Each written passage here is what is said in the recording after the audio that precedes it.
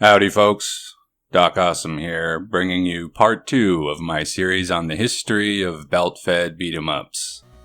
If you missed part 1, go and check that out first, in which we discuss the age of the arcade, and the many awesome cabinets that fostered my love for this crazy genre. Today, in part 2, we will be discussing the console Continuum. Those awesome arcade machines took me on some incredible adventures, but they still had their limitations. A good arcade game has to be enjoyable in short bursts, and must strike that perfect balance between being so much fun you want to keep playing, and yet also so difficult that you will keep coughing up quarters. Consoles offered video games a chance to grow and explore their full potential, divorced from the economics of the arcade floor.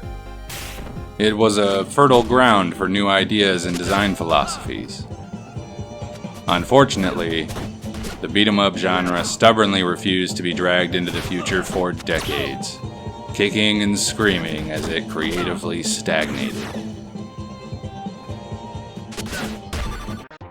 Most of the best beat-em-ups on console are arcade ports, and even those that aren't mimic their shortcomings much more accurately than their strength.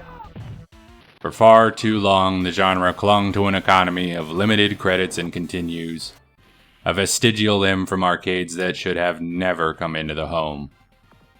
The games on console were even more stingy and cruel than their coin-op counterparts, giving you only a continue or two before you have to start over from the beginning, which makes no sense. If you bought the game, you should be able to set it to free play, just like they can in the arcade.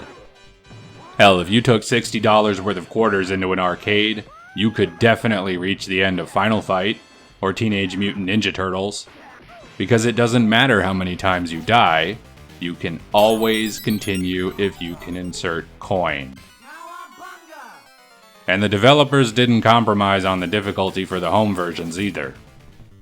The games are just as weighted against you, the boss is just as unfairly powerful, if not more. In general, if you bought a console port of your favorite arcade game, you were getting a downgraded version that looked worse and was way more difficult. Instead of trying to craft the most enjoyable home experience they could, developers installed roadblocks to the fun just to make sure you couldn't beat the game on a rental. Which is a toxic philosophy for designing something that's supposed to be fun. This kind of backward thinking stunted the evolution of the genre as a whole. Since they wouldn't learn from the mistakes of the past, they just kept on repeating them, and repeating them, and repeating them.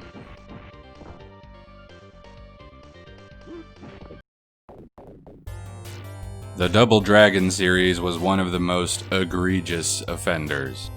Everything I'm about to say is about the console ports, but a lot of it still applies to the arcade versions. Despite Double Dragon's groundbreaking innovations like 2-player co-op and the ability to pick up and use weapons, the first 3 games have not aged well at all. Of all the games I've mentioned in these videos, they were the least fun to return to. The graphics are downright ugly compared to the existing pantheon of pixel art. The characters are unremarkable, the controls are fuzzy at best, and the action moves at a tediously languid pace. The original trilogy is riddled with baffling design choices. In Double Dragon 2, one button attacks in front of you, and the other one attacks behind you. And they switch depending on what direction you're facing. You will die often, kicking the empty air behind you as a Bobo punches in your face. Double Dragon 3 is quite possibly the stingiest game I have ever played. You get 1 life, no continues. 1 mistake, and you start over from scratch. Fans, understandably, interpreted this as a middle finger directed at them, and Double Dragon 3 is still the most hated in the series to this day. The historical significance of the original trilogy cannot be denied, and I'll admit I enjoyed them immensely as a kid, but I simply cannot recommend playing them today. The best thing about them now is the music, and it is much more enjoyable when separated from its frustrating games. However, Super Double Dragon for the Super Nintendo is still quite entertaining today. It captures what was compelling about its predecessors and sands off a lot of the rougher edges. The graphics, controls, and music are all much improved. Combat still moves at a slower pace than its contemporaries, but here it makes the fights more methodical and deliberate.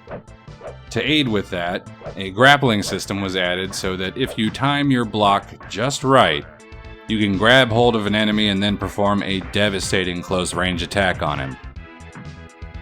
There isn't a wide variety of enemies, nor any boss battles, or even a single sentence of story, but the gameplay is still solid and refreshingly different from your standard brawler. It's a perfectly good way for you and a friend to spend a lazy Sunday afternoon. Double Dragon 4 and 5 are not worth mentioning, but I did it anyway. Moving on.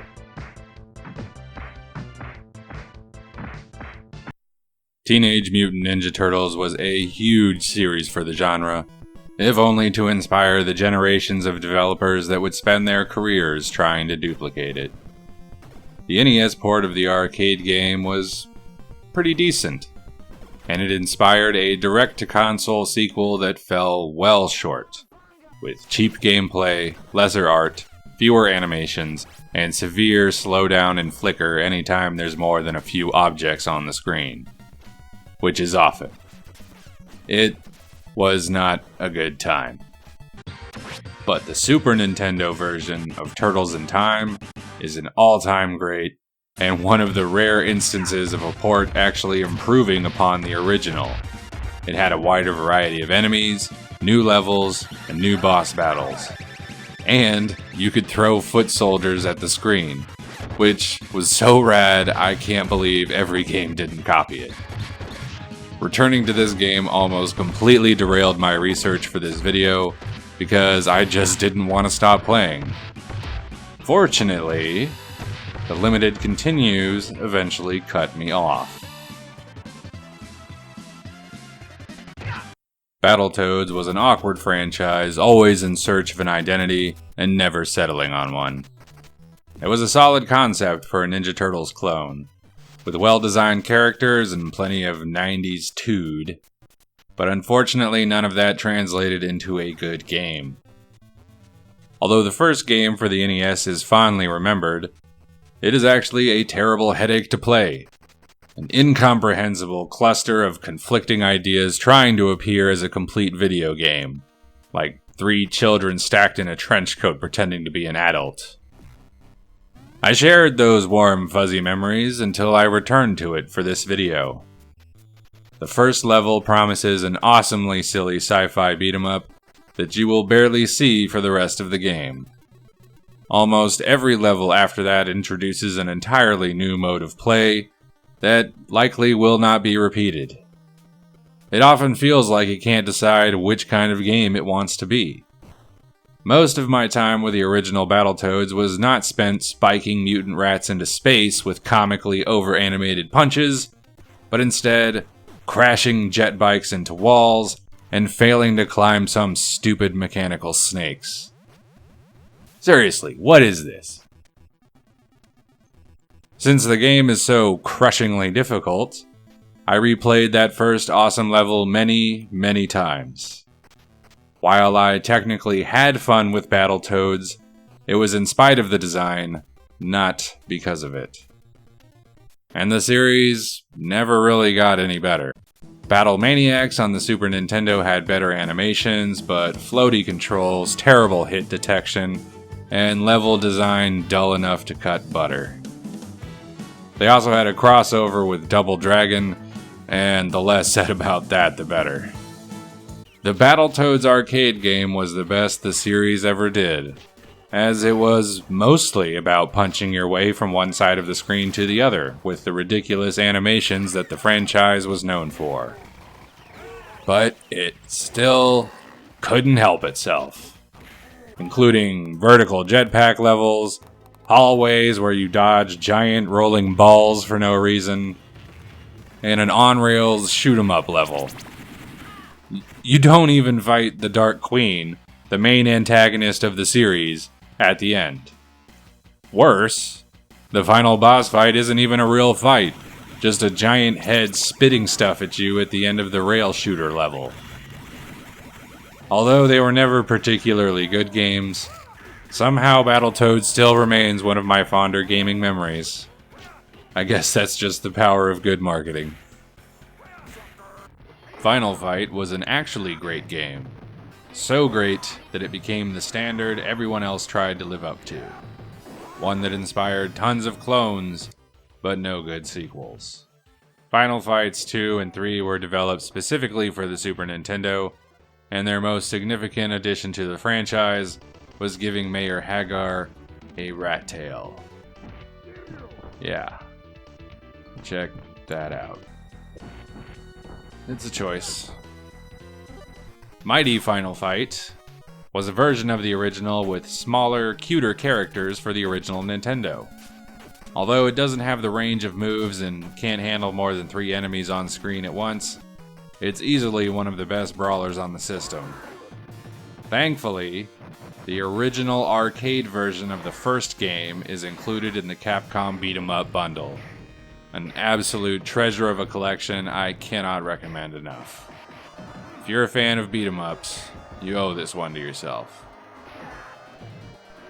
But you can't talk about Final Fight without mentioning its most successful and arguably best copycat, Streets of Rage. Although it was developed for the Genesis, Streets would have looked right at home in a 90s arcade cabinet. The sprites weren't quite as big and detailed, but it had gorgeous pixel art all the same, an amazing soundtrack, and it supported 2 players, unlike the Super Nintendo port of Final Fight. It also introduced Blaze Fielding, one of the first playable female heroes in video games.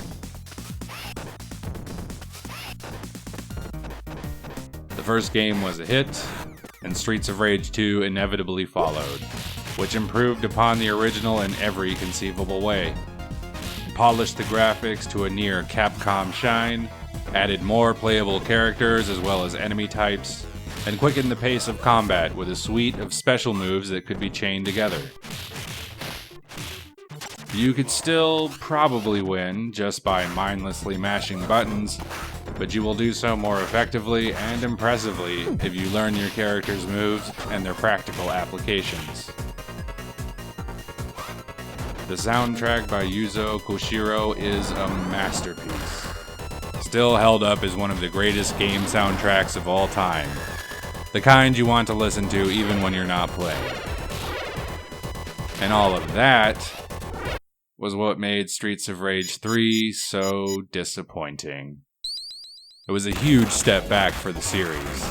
It looked, sounded, and played like a much older game. The artwork was dull, the combat was slowed, and the music was just another generic Sega soundtrack, forgotten as soon as the power was shut off. It was so bad they didn't even get around to making another one for 25 years. I'm only partially joking. I'm not saying there weren't any good beat-em-ups on consoles. Most of Capcom's ports were excellent, and Sonic Blast Man 2 was a wacky good time. The Peacekeepers had an interesting cast of playable characters with fun special moves, and featured branching narrative paths as well. But instead of a soundtrack, there is just a constant droning machine noise in the background, which rendered this game unplayable for me today. Your mileage may vary, it drove me nuts. There's also some decent superhero stuff on the Super Nintendo. Batman Returns is a competent brawler that's still quite playable today. thanks in part to an excellent throwing mechanic that lets the Dark Knight slam his foes into various objects around the environment. That's just good fun. I am told by Spider-Man fans that Maximum Carnage was a good time, but I can find no evidence to support that. The death and return of Superman is, well, more fun to play than the arcade game from 1991, and less offensively bad than Superman 64. There's also a slew of Power Rangers games out there with a wide range of quality. Fun enough distractions, all of them, but while the other genres were out there breaking all the rules and doing crazy new things on consoles, the beat-em-up declined to evolve. There was one game that tried really, really hard, but it didn't prove as influential as it was innovative. At least, not at first. That's all for part 2. Hope you enjoyed it. Like and subscribe if you did. And join me next time for part 3, in which I finally discuss the River City ramifications.